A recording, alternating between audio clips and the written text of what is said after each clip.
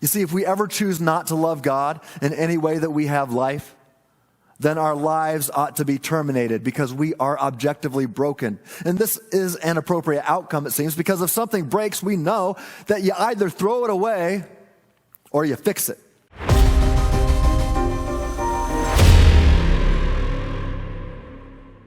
You see, the reason why you exist, the purpose, the objective purpose of your life is to love God with every aspect of your existence. In fact, that's the essence of salvation if you think about it. What is salvation?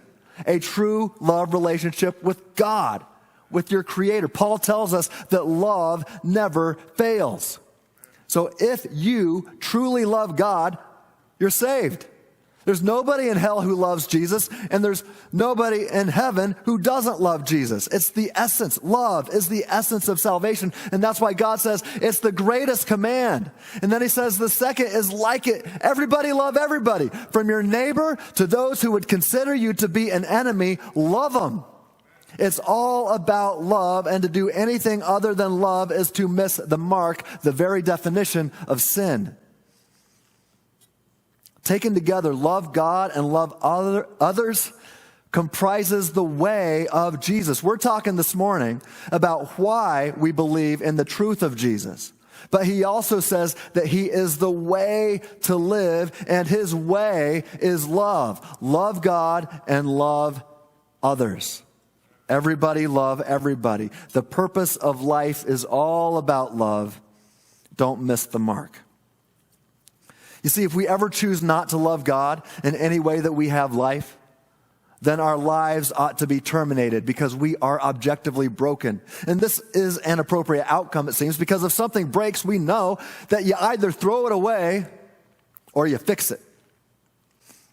Now, as far as our broken relationship with God goes, we have the choice to either be thrown away, to throw ourselves away, hell, or to let God's love and grace fix us, heaven.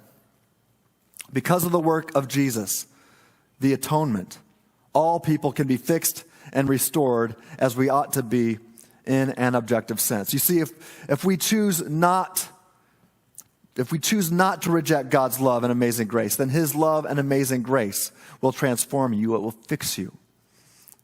It will restore you. All you have to do is nothing.